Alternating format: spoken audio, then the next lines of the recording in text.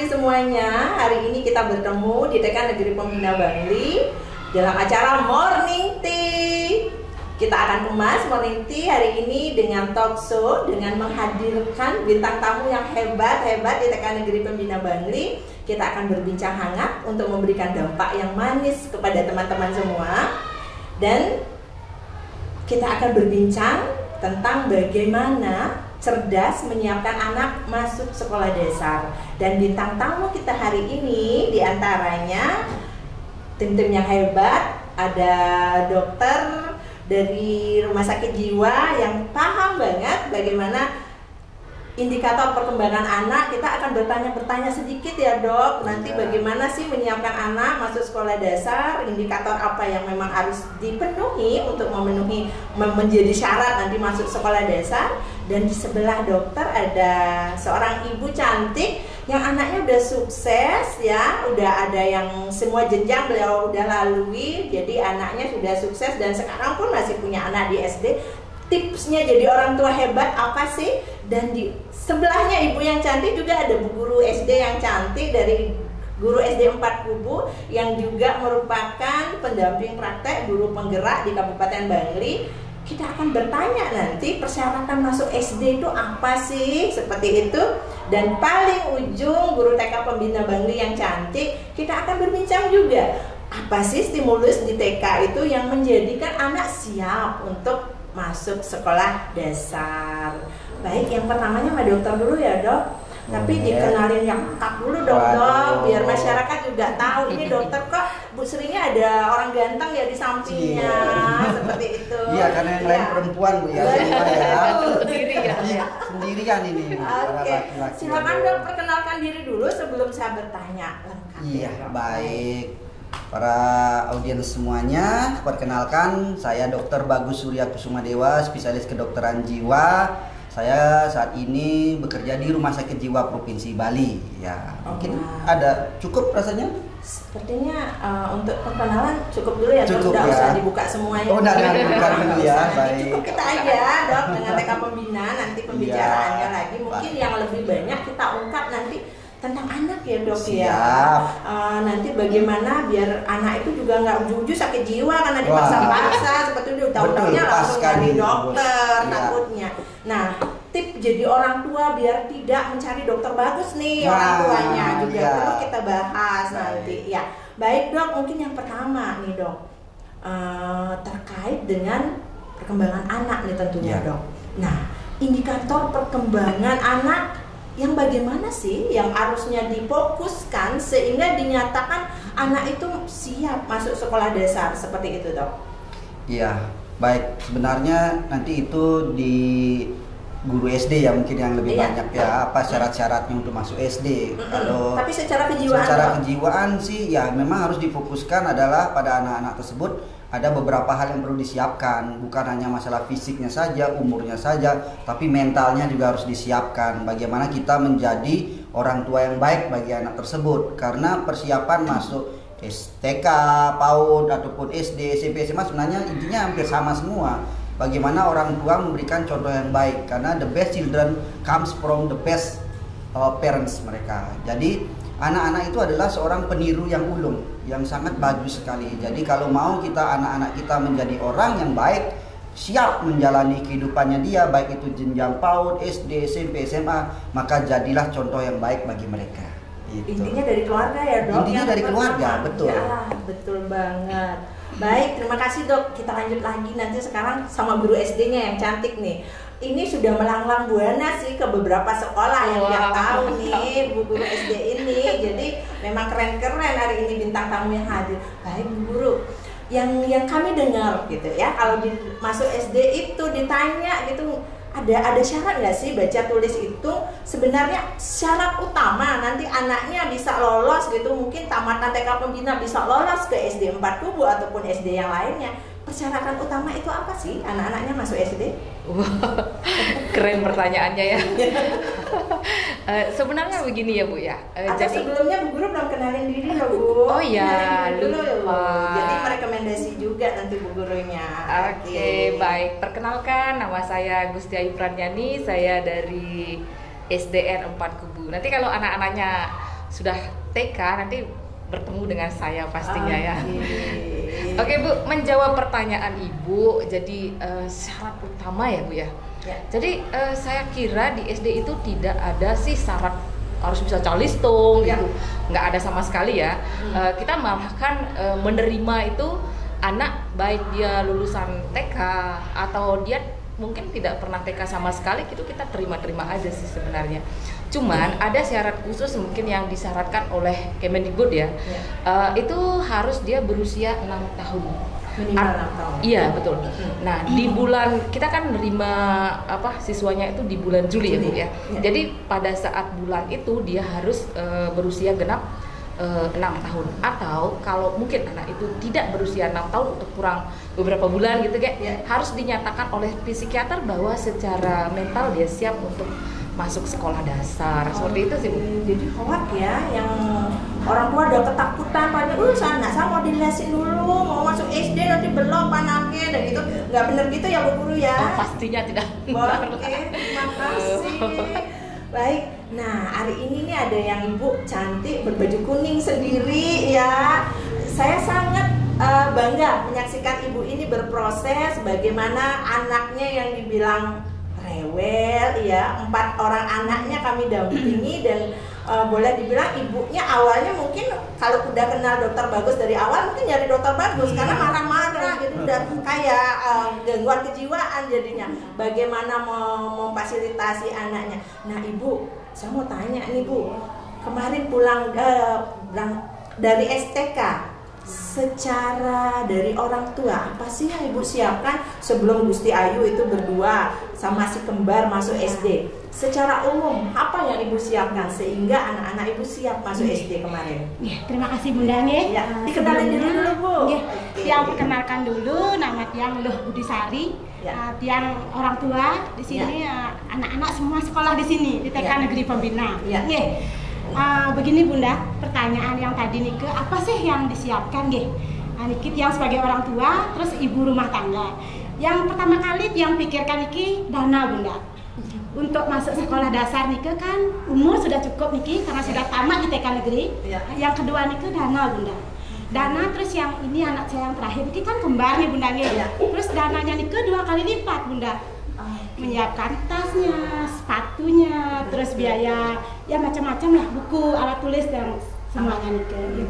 Terus Nike dana. Berarti tidak ada ya Bu, Ibu kekhawatiran anak saya TK Pembina kayaknya nggak ngajarin tulis, baca tulis, ntar anak saya diterima nggak di SD atau saya harus sibuk nih diantar les gitu, ada kekhawatiran seperti itu kan Bu? Enggak sih Bunda, karena yang tahu di TK Negeri Pembina Nike anak-anak harus bahagia dulu. Menikmati masa bermain mereka. Terus kemudian setelah itu yang di rumah ajari mereka untuk mandiri dulu Bunda. Karena kan nanti dia berinteraksi dengan temannya yang baru waktu di SD kan dengan orang tua guru yang baru, pelajaran yang baru mereka bisa mandiri Bunda bisa mandiri, terus bisa berinteraksi dengan gurunya, dikasih pertanyaan dia bisa jawab, ngasih salam, dan semua sudah dikasih di TK Negeri Pembina Bunda. Terus yang kasih modal dasarnya baru mau SD ya sedikit memperkenalkan huruf lah, angka atau sekedar baca tulis ya sekedarnya saja. Setelahnya baru yang lain. Luar biasa ya, boleh tepuk tangan untuk Ibu Eva ini, orang anaknya berhasil. Oke, sekarang yang guru TK dong ya. Nah, merujuk nih program Kementerian PAUD, transisi PAUD ke SD yang menyenangkan. Guru saya tanya nih, program TK Pembina yang yang dilakukan oleh TK Pembina untuk menyiapkan anak didiknya siap di dalam transisi ini kita menuju ke SD. Disiapkan apa saja sih dari TK Negeri Pembina bekal untuk anak-anak? Baik, silakan Bu. Terima kasih atas waktu dan kesempatannya hari ini. Yang bisa hadir di sini bersama bintang tamu yang luar biasa, hebat dan keren. Perkenalkan, nama saya Nika Desi Pradewi, SPD. Saya adalah guru TK Negeri Pembina Bangli. Dan kebetulan di sini saya sebagai guru TK dari 2009 sudah diangkat menjadi PNS. dan sesuai dengan kementerian ya, PAUD itu adalah pendidikan anak usia dini yang usia dari sejak lahir sampai 6 tahun yang diberikan rangsangan pertumbuhan dan perkembangan agar anak bisa memasuki pendidikan selanjutnya seperti itu. Dan kebetulan di TK Negeri Pembina Bangli adalah PAUD formal, yaitu ada TK, TKA, dan TKB. Dan Tiang sendiri di TKB usia 5 sampai 6 tahun yang akan mempersiapkan anak memasuki jenjang SD sekolah dasar. Apa saja stimulasinya? Tentunya kami menerapkan 6 kemampuan fondasi anak yang memang harus dipersiapkan untuk ke jenjang selanjutnya. Di antaranya kami juga menyiapkan perkembangan nilai agama dan budi pekerti, keterampilan sosial, bahasa, perkembangan kognitif juga, dan perkembangan fisik motorik, baik fisik motorik halus dan motorik kasar anak. Dan tentunya tidak lupa juga tentang numerasi dan literasi di TK Negeri Pembina Bangli, di mana seperti kata Ibu tadi, di TK harus bahagia dulu, seperti moto kami, bahagia itu mencerdaskan, seperti itu. Kalau sudah anak-anak merasa bahagia, sesuai kodrat anak yaitu bermain, bermain merupakan belajar juga, karena melalui bermain anak-anak bisa mengekspor pemikiran, pemecahan masalah juga di TK Negeri Pembina Bangli. Selain itu ada lagi kegiatan yang memang dilakukan di TK Negeri Pembina Bangli itu tidak hanya baca tulis hitung yang memang menjadi capaian yang harus target kita seperti itu, Bu. Yang penting anak itu bisa bahagia dan bisa berkomunikasi, kemandiriannya sesuai visi kita, sehat, cerdas, dan mandiri seperti itu, Bunda. Oke, ternyata itu ya yang di TK Pembina, jadi menyiapkan anak untuk menjadi mandiri dulu, mandiri, berani memasuki tahap berikutnya, masuk sekolah dasar dengan 6 aspek tadi, termasuk bagaimana ketuhanannya, bagaimana bersosialisasinya, serta kognitifnya disiapkan dan dipastikan anak itu harus berbahagia. Itu ya Bu Guru ya. Baik, sekarang lanjut lagi nih Dok. Iya. Karena biasanya nih Dok, pengalaman saya gitu, di kampung pun ada yang malah nyari, Bunda, anak saya udah pinter gitu, tapi dapodik di SD dibilang 6 tahun, minimal 6 tahun ya. Tapi orang tuanya sering kepedean, ini anak saya udah pintar, udah bisa baca, udah bisa nulis, berhitung sampai 100 dalam bahasa Inggris juga sudah hebat. Seperti itu Dok, biasanya orang tua udah luar biasa. Saya pokoknya mau masuk SD ini. Malah ada yang pernah saya temukan, orang tua itu malah mau nyari SD aja harus nyari anggota dewan dulu Dok. Iya, biar dipaksa, karena dia berpikir nih, kenapa nih bu gurunya yang bodoh apa-apa ya gitu, kenapa anak saya nggak diterima, atau kenapa guru STK-nya nggak mau melepas gitu. Tapi bersyukurnya kalau sekarang itu di Dapodik ada persyaratannya boleh diterima adalah dengan rekomendasi psikolog gitu ya. Nah, yang saya tanyakan nih Dok, yang diberikan rekomendasi oleh psikolog gitu ya, anak yang gimana aja? Apa anak yang bisa bayar psikolog yang direkomendasi, atau anak yang ada melakukan tes apa sih yang dilalui dijadikan anak itu mendapat rekomendasi, dinyatakan siap, boleh lah biarpun umurmu kecil, ini rekomendasi dari psikolog, oke saya terima, mungkin seperti itu. Silakan Dok. Iya, baik ya, pertanyaan yang luar biasa ya. Baik, jadi setiap anak adalah istimewa, jadi akan berbeda-beda. Jangan berharap anak semua sama seperti ya. Setiap individu setiap anak adalah seseorang yang istimewa, yang punya kelebihan dan kekurangan masing-masing seperti itu.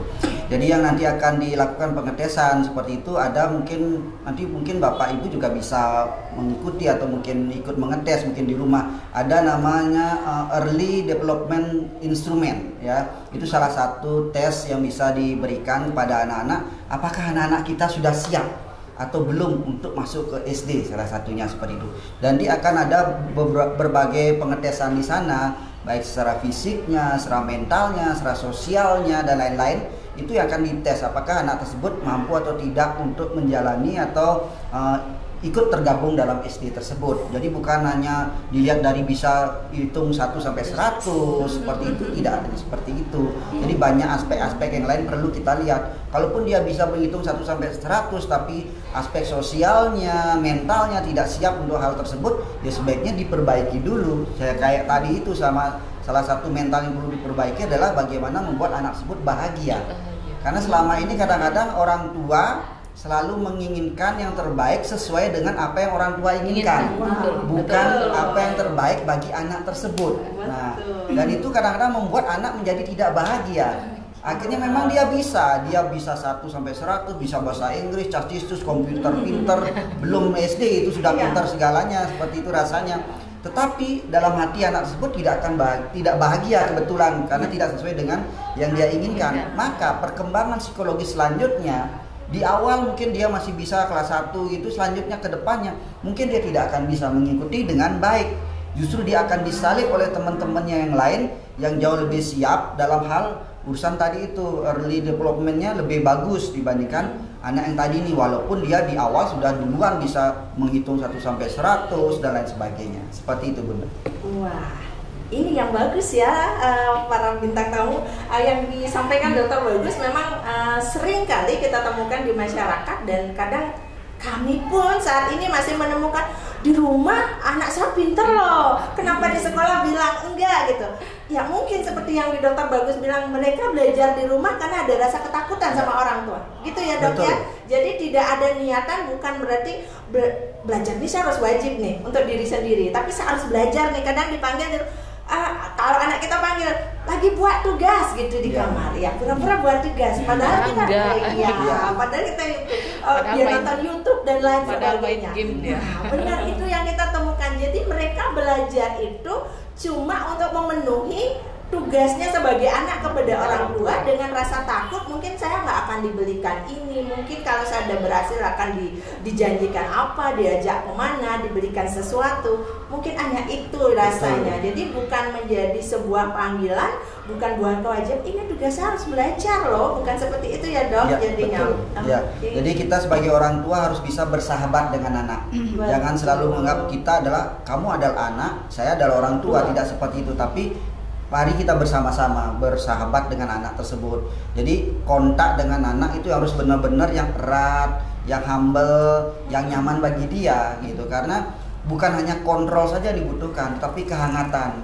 Kalau kita bagi menjadi 4 bagian seperti itu, misalnya kontrolnya dan humble-nya, maka yang terbaik adalah kontrolnya bagus, humble-nya juga harus bagus, kehangatan yang dibutuhkan tersebut. Karena kalau kurang salah satu di antara dua ini, maka tidak akan menghasilkan anak yang baik seperti itu. Kalau anak saya dengar ini, dia udah dengar ibunya, ibu nggak humble gitu ya, ibu cuma bisa kontrol aja sama anak, kayak seperti itu. Ini pelajaran buat kita. Iya, pelajaran juga buat kita. Jadi orang tua jadi memang harus humble, nggak merasa bahwa kamu harus ikut kata orang tuamu, kamu belum bisa ngasilin, jadi semua kata orang tua. Oke, nanti jadi sampai di rumah saya akan minta maaf dong, gitu ya. Oke, kita lanjut dengan guru SD-nya lagi nih. Nah, jika anaknya nih seperti yang dibilang tadi ada early apa Dok yang early development instrumen. Jika ada anak tuh yang masuk ke SD, di SD 4 Kubu misal, dengan melalui rekomendasi dari psikolog, nah yang saya tanya, apakah dia akan dapat perlakuan istimewa? Karena pasti nih yang mampu bayar psikolog pasti orang tuanya berduit, pasti cari psikolog kan mahal gitu ya, seperti itu. Apakah dia akan dapat perlakuan istimewa? Ini anak pejabat nih, dia mampu seperti itu. Apakah dia akan mendapat perlakuan istimewa, atau pembelajarannya udah lolos psikolog, dia sudah hebat, ini kurikulumnya juga beda dan lain sebagainya. Ini anak-anak yang non PAUD, apalagi ini anak yang lolos dari PAUD ini akan mendapat layanan yang biasa, dan di mereka akan mendapat layanan yang luar biasa. Mungkin seperti itu, Bu Guru? Oh, tentunya tidak ya. Jadi begini, Ibu, kita kan ada prasyarat nih masuk SD itu dari Kemendikbud sudah diterbitkan ya. Itu harus berusia minimal 6 tahun. Ya. Itu. ketika ada anak, nah yang ngotot nih orang tua kayak tadi Ibu cerita itu, anak saya nih udah harus masuk SD nih, usia segini, dia sudah pintar ngitung dari A sampai dari 1 sampai 100, kemudian dia pintar alfabet juga gitu. Nah itu ternyata bukan jaminan ya bagi syarat Kemendikbud itu. Jadi patokannya adalah 6 tahun. Nah ketika dia belum berusia genap 6 tahun, itu kita sarankan untuk mendapatkan surat rekomendasi istilahnya ya dari psikiater atau psikolog gitu, dan dinyatakan secara mental dia siap mengikuti pendidikan di SD gitu. Nah jadi begini mungkin ya, kekhawatirannya ketika anak ini belum siap secara umur, secara mental, jadi mungkin akan mengganggu mengganggu fisikisnya mungkin ya Bunda. Iya. Nah jadi kita khawatirnya seperti itu, makanya ketika anak itu sudah mendapatkan rekomendasi dari dokter mungkin ya spesialisnya atau psikolog, psikiater itu, jadi kita tentunya tidak memperlakukan yang beda seperti kayak Bunda tuh tidak sama sekali. Jadi artinya begini, kita perlakukan yang sama. Yang sama. Jadi kalau dia sudah mendapatkan rekomendasi, artinya dia secara mental sudah siap dengan setara dengan anak-anak yang lain. Usia itu ya, betul. Jadi seperti itu. Jadi kita akan memperlakukan anak itu sama ya, walaupun beberapa anak itu akan punya keistimewaan yang berbeda, mungkin dengan kegiatan-kegiatan yang berbeda. Begitu ya Bu? Oke, betul. Nah, jadi begini. Ketika anak itu sudah mendapatkan secara umur dia kurang, tetapi sudah dinyatakan secara mental dia siap. Nah, jadi tentunya kita mungkin perlakuannya tidak mungkin di kegiatannya gitu. Nah, di kegiatan-kegiatannya itu kita rancang memang khusus untuk anak yang memiliki spesifikasi seperti itu. Ada nggak tes khusus lagi untuk mereka, misalnya nih anak yang tes berarti udah pinter nih, disuruh dulu tes dibuat narasi gitu langsung di situ misalnya gitu. Tidak ya? Tidak. Gitu. Jadi tidak seperti itu. Kita di SD itu ada namanya asesmen diagnostik. Nah, asesmen diagnostik itu adalah asesmen awal untuk mengetahui misalnya, nih anak-anak itu kan kebutuhan belajarnya beda, kesiapan belajar secara mental tuh beda, kemudian gaya belajarnya juga beda. Pasti. Nah, ada gaya belajar ini, ada yang visual, dia lebih banyak ke melihat gitu, ada juga yang banyak dia akan paham apa yang kita jelaskan itu dengan mendengarkan, auditori ya. Nah, kemudian ada juga yang kinestetik. Nah, jadi fungsi asesmen diagnostik ini adalah mengenali itu. Jadi supaya kita bisa memberi perlakuan sesuai dengan minat, gaya belajar dan profil belajar anak, gitu. Seperti itu. Itu yang menarik, Bu Guru, itu yang menarik karena masyarakat nggak paham gitu. Itu anak siapa belajarnya lain gitu ya. Dia kok ada anak juga yang malah lari-larian malah bisa. Anak yang didektor mendengarkan depan malah lewat di mungkin sistem gaya belajar anak itu memang beda-beda. Betul, saya punya anak 2 aja beda banget sangat berbeda gaya belajar mereka. Jadi memang itu yang harus dipahami oleh masyarakat, dan kala tidak uju-uju protes ke sekolah, loh anak saya kok begini, anak si itu kok di situ, karena mereka memang berbeda, makhluk yang berbeda dengan keistimewaan mereka masing-masing. Betul Bunda. Jadi begini Bunda. Jadi kita percaya dan yakin ya, setiap anak itu ada punya kodratnya masing-masing. Betul. Jadi seperti saya sampaikan tadi ya, kita tidak mungkin loh menuntut jagung itu tumbuh jadi padi, nggak mungkin. Begitu juga sebaliknya. Jadi kita harus dari awal mengenali potensi anak seperti apa. Nah, kita percaya dia sudah kalau dulu kita percaya bahwa anak itu kertas kosong, bukan. Sekarang kita tidak percaya lagi itu. Jadi kita percaya bahwa anak itu sudah ada garis samar-samar. Jadi tugas seorang guru di sini adalah menebalkan garis itu. Gitu. Jadi warnanya. Betul. Jadi seperti itu. Oke, jagung itu nggak mungkin tumbuh jadi padi. Kalau kita padi kemungkinan tumbuh rumput juga ya. Seperti itu. Jadi mungkin tugas kita itu membasmi rumput-rumput di sekitar padi itu gitu ya. Baik, nih menjawab nih tantangan dari masyarakat juga nih, strategi TK Pembina. Nah, Tadi walaupun ya memang tes tulis memang sebenarnya tidak ada gitu, tidak ada masuk sekolah dasar anak harus baca tulis itu.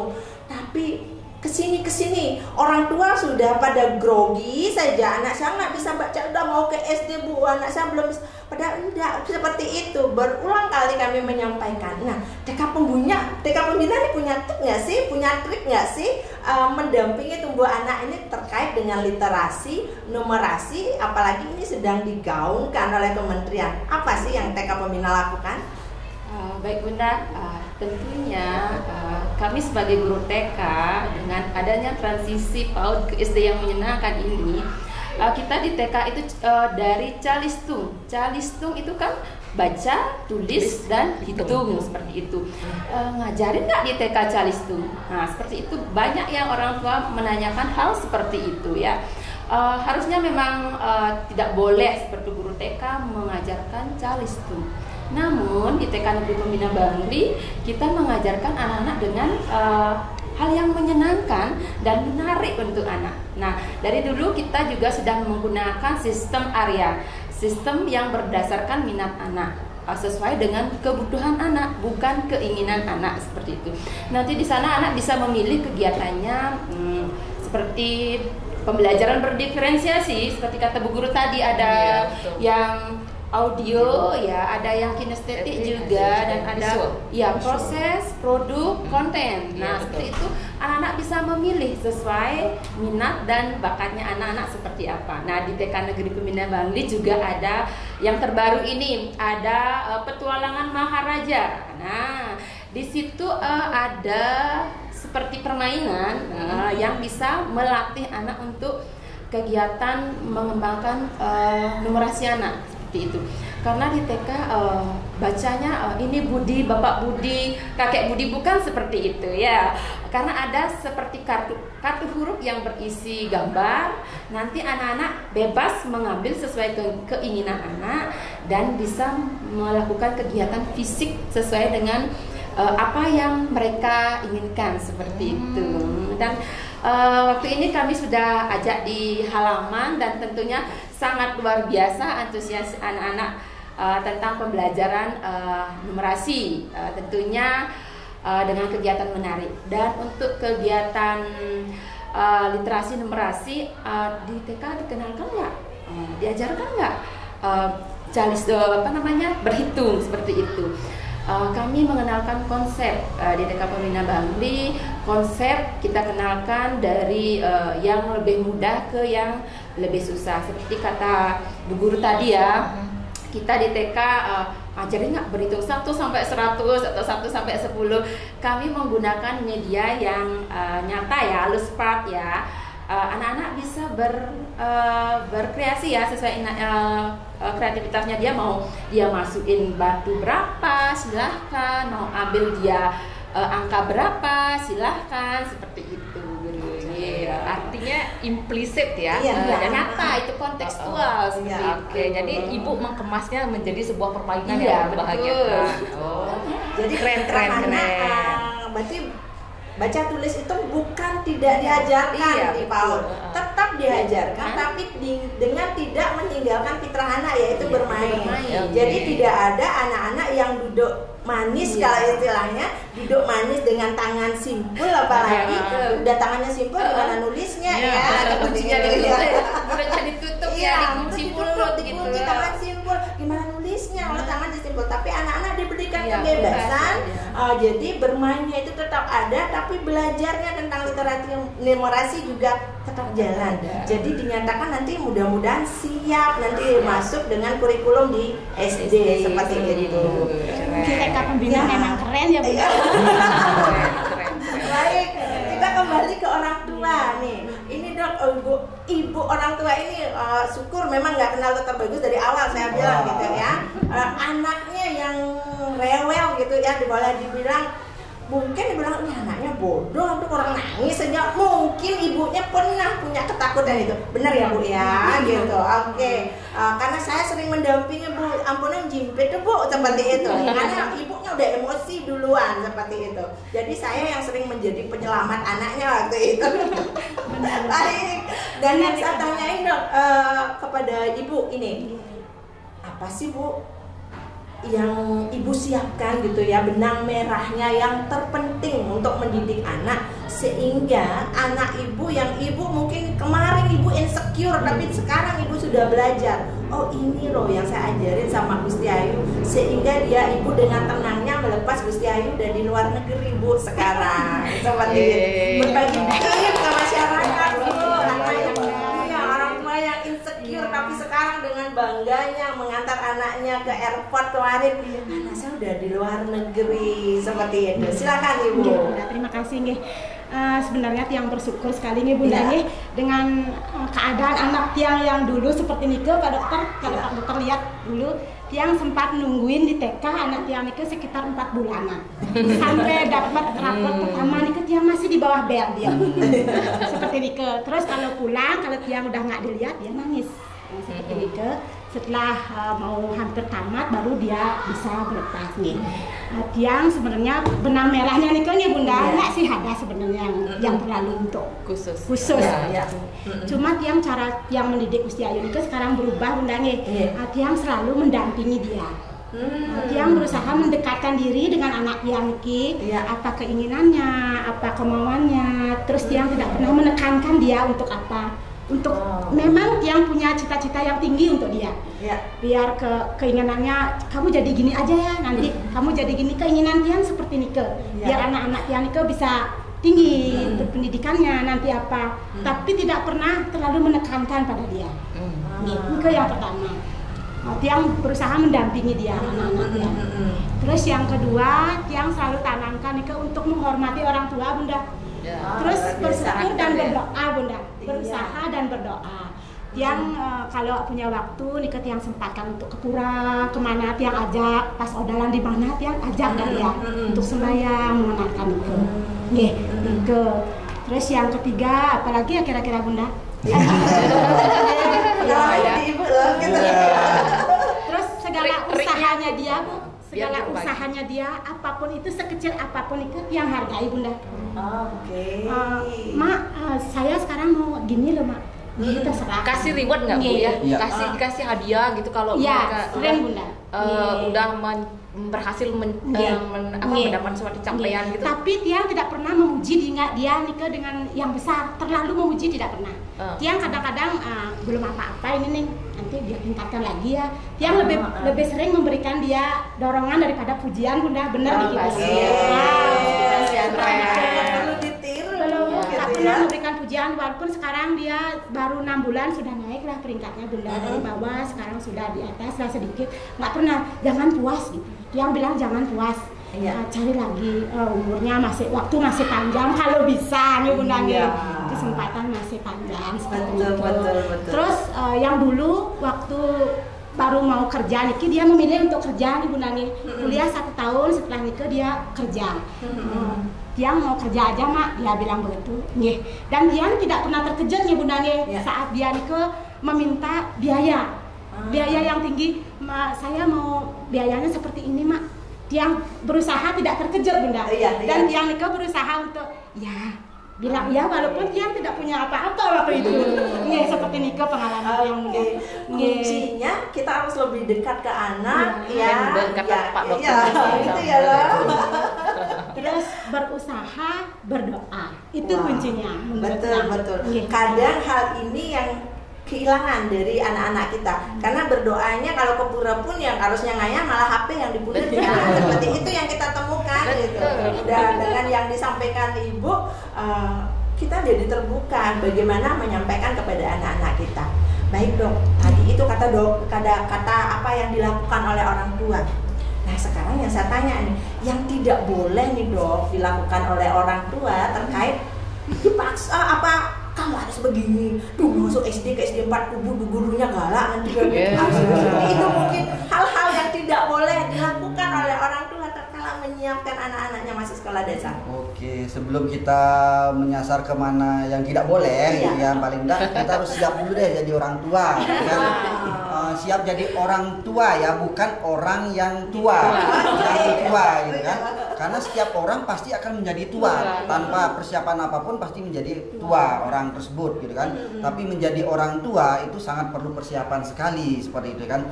Karena perkembangan anak tersebut sangat-sangat tergantung kepada juga utamanya adalah bagaimana orang tua kita sendiri gitu. Karena di sekolah kan cuma beberapa jam gitu kan. Jadi di sini harus benar-benar disiapkan adalah bagaimana siap menjadi orang tua seperti itu. Jadi bagaimana siap menjadi orang tua, tentu saja yang pertama adalah menuntaskan dengan diri kita sendiri. Seperti apa kita harus kita ketahui, gimana kita bisa mengetahui anak kalau diri kita sendiri kita tidak ketahui.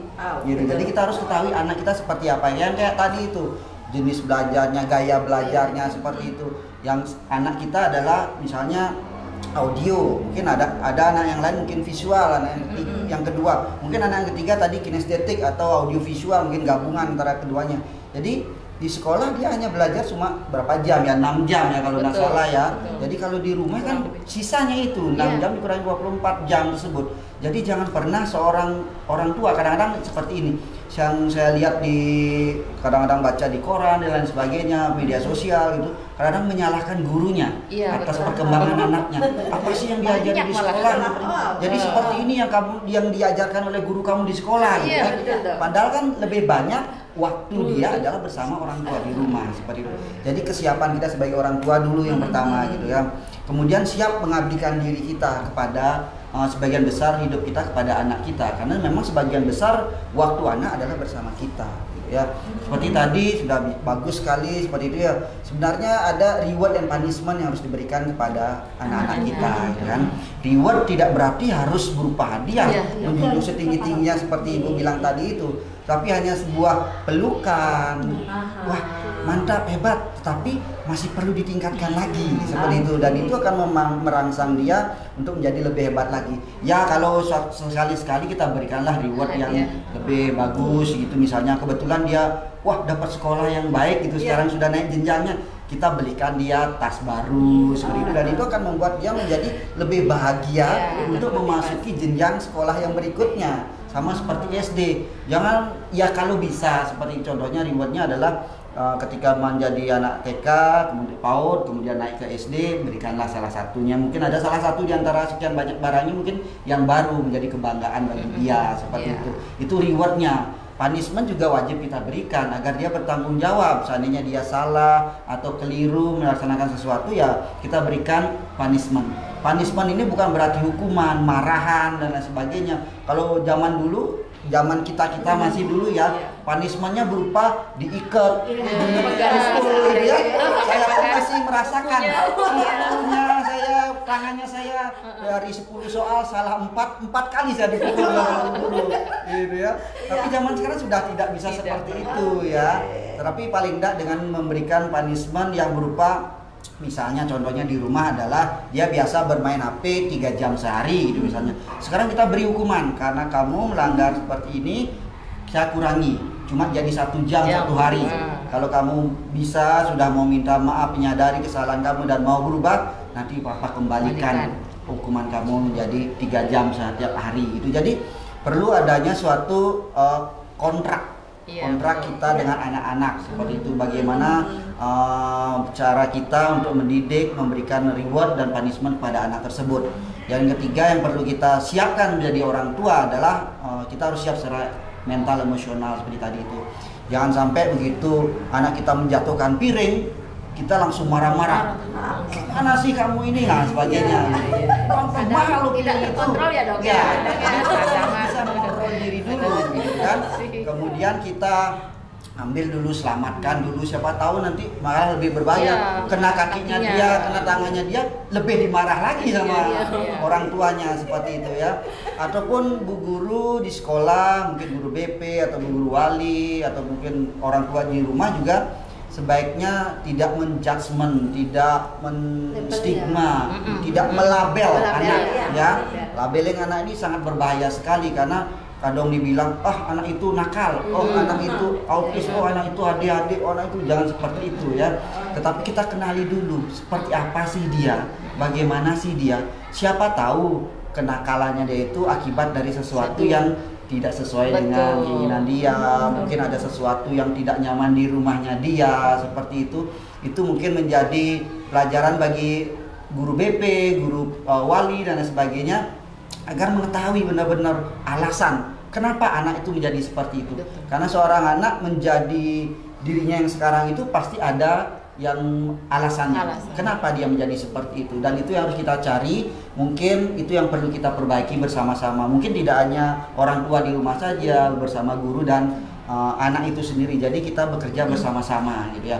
Kalau mungkin sudah bekerja bersama-sama ternyata tidak juga mampu, ya mungkin butuh profesional. Ya silahkan datang ke psikolog atau psikiater untuk siapa tahu bisa memberi bantuan yang lebih baik kepada anak tersebut. Mungkin itu tanda kesiapan kita menjadi orang tua itu yang lebih penting. Bukan berarti harus mengetahui yang mana yang boleh, yang tidak. Kadang-kadang setiap anak itu berbeda kebutuhannya, sehingga akan berbeda apa yang boleh, apa yang tidak terhadap anak tersebut. Akan berbeda.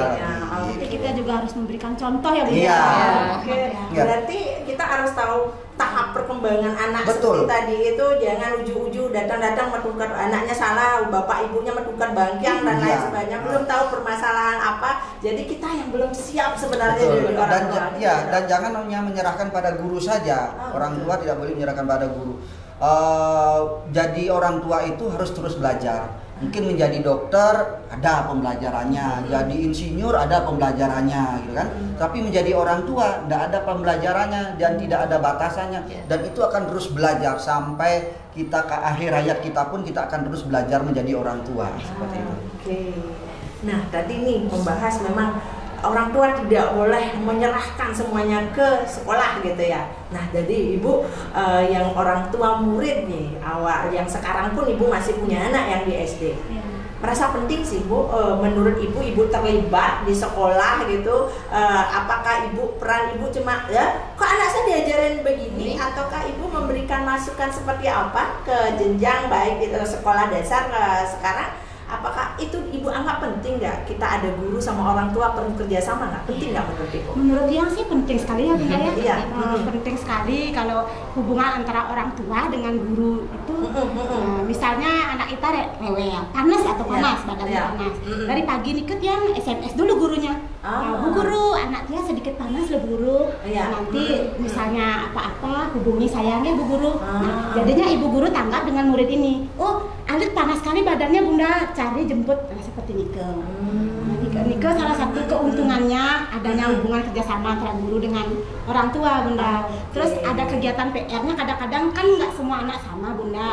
Kayak anak yang dua Niki kembar beda Bunda. Ada yang satu bilang ada PR Mak, yang lainnya enggak, sudah Terus saya malah nanya sama bundanya di sekolah, Bu guru katanya Santi ada PR, benar nggak Bu?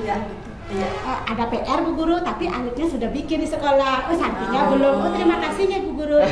Jadinya kerjasama hubungan saya dengan Ibu guru itu penting sekali Bunda. Untuk mengetahui perkembangan anak saya juga, dan Ibu guru juga tahu gimana muridnya. Terima kasih. Jadi komunikasi guru orang tua penting ya Ibu. Jangan uju-uju ke sekolah udah anaknya gimana udah marah-marah aja ke sekolah biar nggak terjadi hal seperti itu. Nah sekarang sama guru TK-nya. Nah, jenis nih kerjasama pendampingan anak biar yang bisa dikolaborasikan oleh sekolah dan orang tuanya gimana di TK Negeri Pembina Bangli? Ya Bunda, di TK Negeri Pembina Bangli kolaborasi antara guru dan bundanya dengan orang tua di rumah sangat luar biasa ya. Itu terlihat dari kegiatan TK Negeri Pembina Bangli, yaitu tentang buku puternya Bunda. Buku puternya itu kan kolaborasi antara bunda di sekolah, orang tua dan anak. Nah di sana di rumah anak-anak dibacakan buku cerita sama ibu dan bapaknya di hari Sabtu, yaitu Sabtu literasi, kita sering bilang salid seperti itu. Itu adalah juga kolaborasi apa yang sudah diajarkan di sekolah dan di rumah oleh ibu atau bapaknya dilanjutkan. Dan di hari berikutnya, di hari Senin, kita berusaha, guru di sekolah, bundanya di sekolah, menanyakan apa yang sudah dibacakan oleh ibu dan bapaknya agar anak bisa mengkomunikasikan apa yang sudah dibacakan atau diajak cerita lah sama orang tuanya, seperti itu Bunda. Tentunya itu yang membuat kita tidak menyalahkan ya, saling menyalahkan antara guru dan orang tua ya, murid. Anak-anak, kamu ngapain aja diajarin di sekolah? Bermain aja, kan gitu ya, bermain aja. Itu bermain itu juga belajar, seperti itu. Kita kepada orang tua, mindset kita pada orang tua biar bisa anak itu bermain itu adalah belajar melalui bermain, seperti itu. Seperti itu Bunda. Ya, jadi mungkin itu salah satu yang tadi Dokter Bagus sampaikan, jangan sampai sekarang anak takut belajar karena untuk belajarnya cuma untuk biar orang tua nggak marah seperti itu. Biar nggak udah besar orang tuanya disuruh baca cerita lagi. Makanya kita melibatkan orang tua. Jadi anak-anak itu kedepannya kita menginginkan kayak literasi buku putar itu mungkin kita menginginkan anak terbiasa dulu dengan buku. Jadi asik tuh ceritanya. Jadi terbiasalah dia dengan mencintai buku, terbiasalah mereka belajar dan jadi sebuah habit, kebiasaan tanpa harus lagi dipaksa oleh guru dan orang tuanya mereka untuk belajar seperti itu. Jadi udah harus belajar, nggak peduli ibu bapaknya seperti apa gitu. Padahal kadang kita sering juga melihat gitu, suruh orang tuanya belajar padahal ibunya sibuk dengan sosmednya seperti itu ya Dok. Oke, sekarang yang terakhir nih dengan guru SD gitu ya. Pelajaran pertama gitu ya Bu guru yang baru anak SD gitu masuk, anak TK masuk di SD, mungkin di hari pertama, di semester pertama. Apa sih? Apakah tahapan belajar itu dengan literasi yang bermain di PAUD itu bisa nggak sih nyambung dengan kurikulum utamanya di SD? Seperti itu. Oke, terima kasih. Jadi begini Ibu, ketika anak itu tamat dari TK ya, kemudian masuk ke SD, kita tidak semata-mata ini harus begini. Tidak bawa penggaris panjang gitu enggak ya? Gitu. Pastinya tidak lah. Kan begini, kalau kita di SD itu kan udah ada kurikulumnya ya. Di sana udah ada kompetensi-kompetensi dasar yang sudah mungkin ada ahlinya itu yang memang cocok untuk anak yang dari TK baru ke SD. Jadi di situ kita lebih ke pengenalan karakter dulu. Jadi kemandiriannya seperti apa, kemudian rasa tanggung jawabnya seperti apa, terus rasa percaya dirinya terutama Bunda. Nah, karena begini, ada beberapa anak yang mungkin tidak TK ya, dan kan di SD itu kan tidak semua dari TK dulu baru ke SD. Jadi dia mungkin karena sesuatu dan lain hal di rumahnya tidak berasal dari TK, dia langsung ke SD juga kita terima, asalkan dia berusia genap 6 tahun kan seperti itu. Nah, jadi di situ mungkin itulah perbedaan, nanti dia akan menimbulkan perbedaan antara anak yang berasal dari TK dengan dari rumah langsung tanpa TK gitu maksudnya. Dia percaya dirinya kurang di situ. Jadi ada hampir setiap tahun nih kami ada aja yang anak-anak tuh menangis bahkan berminggu-minggu minta ditungguin sama orang tuanya. Seperti itu karena mereka menangis. Nah, gitu. Oke, menyambung pertanyaan Ibu tadi. Jadi kita di SD itu lebih mementingkan ke karakter terlebih dahulu, kemudian andekan. Nah, kita ikut kurikulumnya itu pun kita mulai dari diri, pengenalan diri sendiri dulu. Tidak langsung membaca, menulis, beritahu, calistung itu tidak sama sekali.